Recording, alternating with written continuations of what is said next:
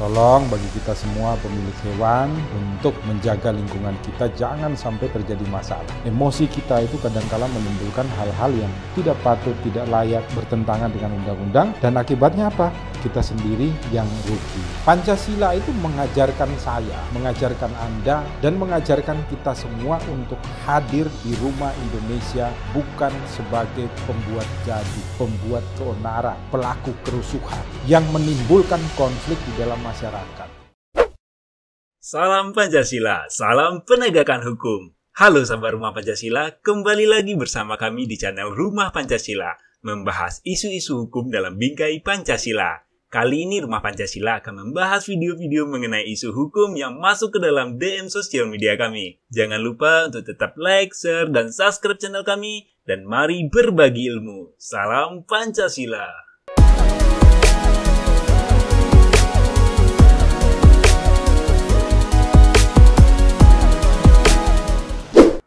Salam Pancasila dan salam penegakan hukum. Sekarang pakai maskernya double karena habis meeting tadi ketemu banyak orang juga di ruang publik. Gunakanlah masker double. Sahabat Rumah Pancasila, ini ada baru aja kejadiannya kemarin di daerah Jakarta. Dikirimi oleh sahabat Rumah Pancasila, diminta pendapat Rumah Pancasila. Diambil dari Instagramnya Detikcom, CCTV yang menampilkan cekcok antara dua pria yang berujung kematian di daerah Jakarta gara-gara anjing yang membuang air besar di depan rumah daripada si pelaku penganiayaan. Jadi ada seseorang yang kebetulan di depan rumahnya itu dibuang kotoran oleh anjing tetangganya, kemudian cekcok. Karena tidak bisa menahan amarah, terjadilah perkelahian, penganiayaan, dan si pemilik anjing kemudian dipukul, jatuh, dan meninggal dunia. Kita lihat dulu komentar dari netizen. Yang pertama dari Reynaldi 3923. Pelajaran juga buat kita pemilik hewan, jangan sampai kotoran hewan kita mengganggu tetangga. Ya, ini bagus sekali masukan dan edukasi dari Mas Reynaldi. Tolong bagi kita semua pemilik hewan untuk menjaga lingkungan kita jangan sampai terjadi masalah. Kantor saya itu, kantor hukum, kan berhadapan dengan kantornya Rumah Pancasila dan kantor LPPH. Jadi tetanggaku sebelah, nanti kalau dengar ini hanya cerita ya Pak, mohon maaf sebelumnya untuk tetanggaku. Jadi tetanggaku sebelah itu anjingnya banyak, ada berapa itu? 3 atau 4 ekor itu. Sering sekali jadi ban mobilnya saya itu ngelindes kotorannya. Memang yang bersangkutan itu sama sama pegawai-pegawainya itu sering kalau anjingnya jalan itu bawa tempat untuk mengambil kotoran, tapi kadang itu tidak bersih. Jadi mobil saya itu sering sekali, bahkan beberapa teman itu sepatunya nginjek kotoran anjing itu. Ya kita sudah ngomong berkali-kali, tapi ya terjadi seperti itu. Untungnya kami itu bisa mereda emosi sehingga tidak terjadi hal seperti ini.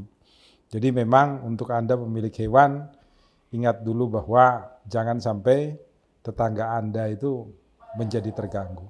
Kemudian yang kedua, dari Titi Nupi 791413, memukul juga nggak boleh, tapi yang punya juga pengertian minta maaf dan dibersihin. Jadi bagus ini. Ini juga peringatan kepada kita sehingga tidak terjadi masalah. Jadi kalau ada kesalahan yang kita lakukan atau karena orang yang di bawah tanggungannya kita, pengampuan kita, atau hewan peliharaan kita mengganggu lingkungan, maka jangan segan-segan kita untuk meminta maaf dan menyelesaikannya secara baik gitu loh. Jangan justru menimbulkan sengketa. Nah, pertanyaannya adalah hukumnya seperti apa ya? Ini masuk dalam kategori penganiayaan yang diatur di dalam pasal 351 KUHP tentang penganiayaan. Di dalam ayat 1 dikatakan kalau penganiayaan ringan itu ancaman pidananya 2,8, jadi 2 tahun 8 bulan. Kemudian di ayat 2 dikatakan kalau menimbulkan luka berat ancaman paling tingginya adalah 5 tahun. Dan di ayat 3 dikatakan kalau ternyata menyebabkan orang meninggal dunia ancamannya maksimal 7 tahun. Berbicara hukum, maka ini dapat diambil pengertian sebagai berikut. Berarti kalau orang itu melakukan penganiayaan dan tidak terjadi luka berat, maka tidak boleh lebih hukumannya dari 2 tahun 8 bulan. Nah, sedangkan kalau orang itu ternyata luka berat, maka pengertiannya karena ancamannya 5 tahun dan batasan bawahnya itu diatur di dalam ayat 1, maka pengertiannya adalah dihukum tidak boleh di bawah 2 tahun 8 bulan, tetapi tidak boleh lebih dari 5 tahun penjara. Ini menurut pengertian hukum. Begitu juga kalau kita berbicara di ayat 3 tentang penganiayaan yang menyebabkan orang lain meninggal dunia. Maka cara mengukurnya adalah tidak boleh di bawah 5 tahun dan tidak boleh melebihi 7 tahun penjara. Karena apa? Karena di dalam penganiayaan yang menyebabkan luka berat sudah diatur maksimalnya adalah 5 tahun. Maka kalau meninggal dunia tidak boleh di bawah 5 tahun penjara. Ini cara membaca peraturan perundang-undangan. Nah, yang jadi masalah adalah bahwa sistem penegakan hukum kita di pengadilan itu bukan hanya didasarkan pada peraturan perundang-undangan, tetapi para hakim itu diberikan kacamata moralitas Pancasila untuk mengukur seberapa jauh pidana yang harus dijatuhkan kepada seseorang. Karena apa? Karena ayat 3 itu juga tidak ada pembatasan minimalnya. Itu loh.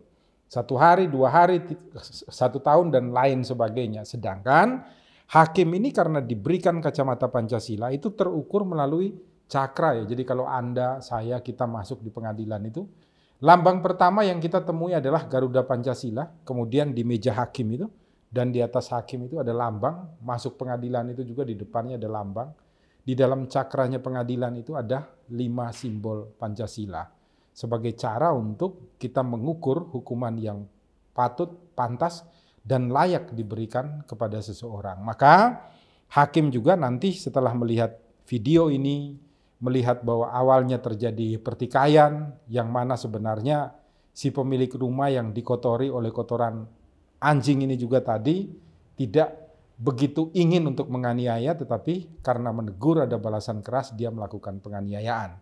Maka ancaman hukumannya itu yang pantas, yang patut sesuai dengan tingkat kesalahannya dia, bisa saja mungkin 1 tahun atau 1,5 tahun. Karena bagaimanapun ini adalah kejadian yang tidak diinginkan baik oleh si pemilik rumah maupun oleh si pemilik anjing.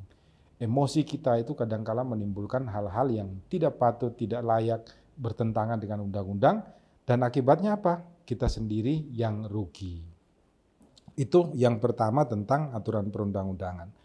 Yang kedua, kita berbicara mengenai bagaimana kehadiran kita di Rumah Indonesia supaya jangan terulang seperti yang dikatakan oleh Reynaldi tadi. Jadi Pancasila itu mengajarkan saya, mengajarkan Anda, dan mengajarkan kita semua untuk hadir di Rumah Indonesia bukan sebagai pembuat gaduh, pembuat keonaran, pelaku kerusuhan yang menimbulkan konflik di dalam masyarakat. Oleh karena itu, ketika kita memiliki hewan atau memiliki apapun, jangan sampai kemudian kita menghadirkan barang milik kita, peliharaan kita, atau kita sendiri di dalam lingkungan publik yang kemudian menimbulkan kekisruan, menimbulkan malapetaka, menimbulkan pertikaian dan lain sebagainya. Marilah kita berhati-hati untuk menggunakan semua milik kita untuk tidak membuat kegaduhan di dalam kehidupan sehingga kemudian merugikan kita, merugikan tetangga, dan juga merugikan Indonesia. Oleh karena itu, Rumah Pancasila berharap video ini mampu untuk memberikan edukasi bagi kita semua untuk berhati-hati di dalam ruang publik. Gunakanlah kacamata Pancasila dengan cara bersyukur kepada Tuhan. Kemudian apa? Mengasihi semua ciptaan Tuhan secara baik. Berbicara secara santai dan santun. Sehingga emosi tidak naik, sehingga akal pikir sehat kita tidak terganggu dengan emosi, dan kita mampu untuk saling mengasihi dan tidak berbuat kejahatan di Rumah Indonesia, di Rumah Pancasila. Kita sendiri nanti yang menanggung akibatnya. Itu dari Rumah Pancasila, marilah kita berdiskusi secara baik di Rumah Indonesia dan menjadikan Rumah Pancasila ini sebagai tempat diskusi hukum, sosial, budaya, sehingga ke depan kita mampu untuk mempraktikkan Pancasila secara baik di Rumah Indonesia. Salam Pancasila, salam penegakan hukum, dukung channel Rumah Pancasila. Sadar